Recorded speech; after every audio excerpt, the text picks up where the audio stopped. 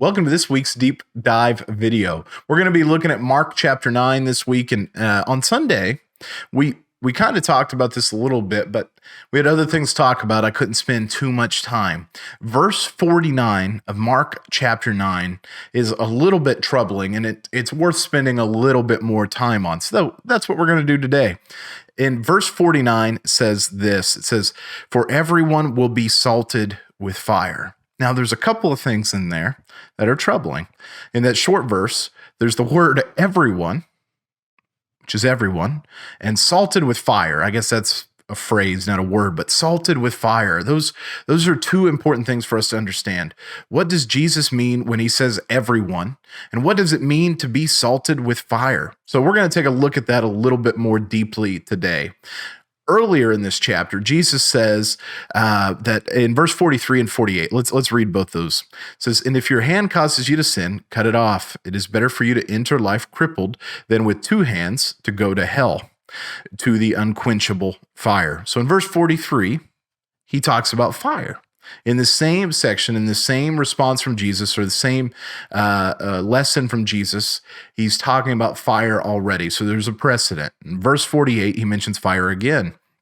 He says, where there worm does not die and the fire is not quenched, and the there being hell.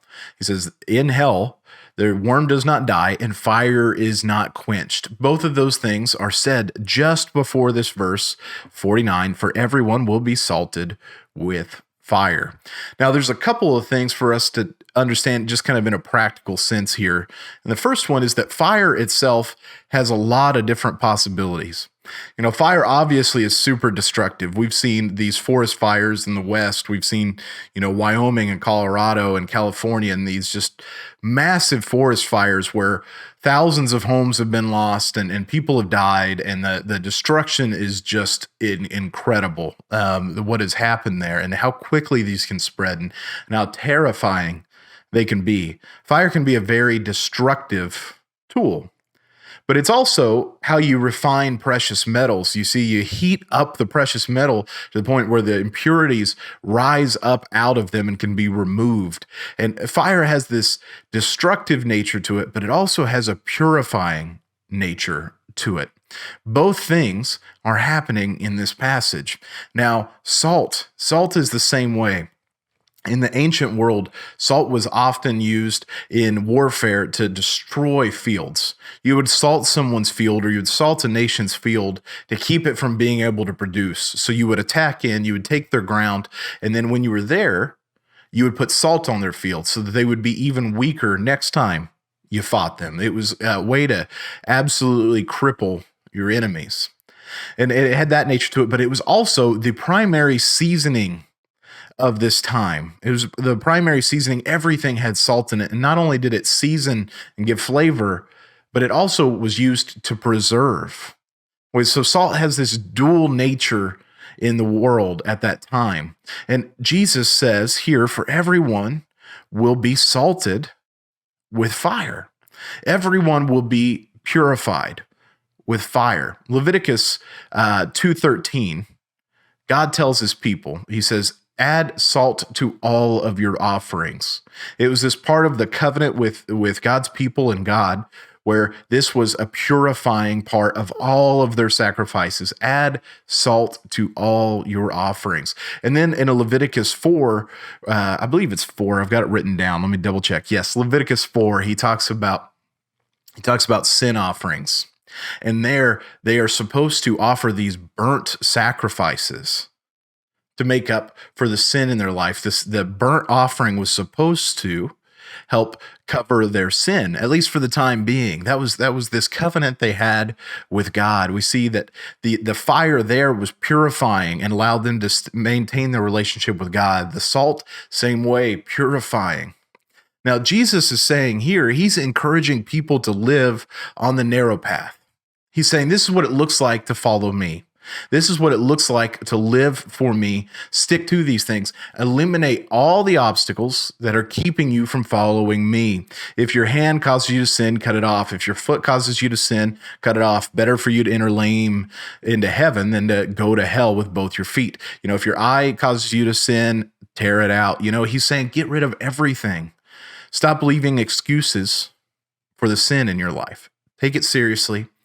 Get rid of it. Now, what Jesus is telling us in verse 49 is this: we're going to go through this purification.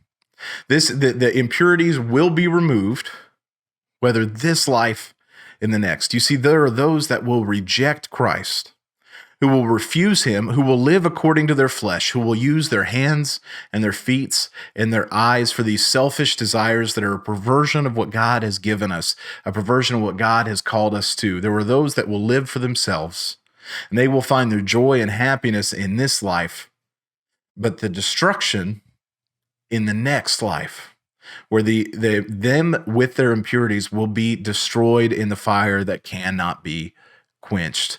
That's what he's telling us. But there's the flip side. There's the flip side. There are those who follow and are ultimately redeemed by Christ. They're purified in this life. They go through the fire and the salting in this life. Romans 12:1 tells us to live and use our bodies as living sacrifices.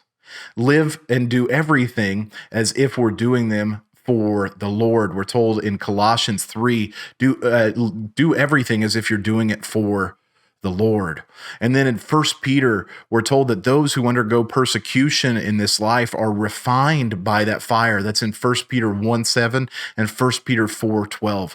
We are refined by the fire of persecution in this life. And then we are called to have our speech seasoned with salt so that it's pleasing, it's appealing to those around us, that as we go and share the gospel, we're not overly confrontational. We're not overly abrasive, that we are, our conversation is to be seasoned with salt. We're to be known as people that are pleasant to speak with. So we're either refined in this life or the next. We are all salted with fire. Everyone will be salted with fire. The question we have to ask ourselves, is it for me going to be this life or the next one? I hope this has been a good deep dive for you. Hopefully you leave with less questions than you came in with. But if that's not the case, if you'd like me to clarify something about what I said today or I said Sunday, please let me know. It's always easier to answer questions when I know what questions you have. So help me help you. Let me know what questions you have, and we'll try to address those. Maybe in another deep dive video or something along those lines. We'll try to take care of that. We'll be in Mark chapter 10 this Sunday. I hope to see you there.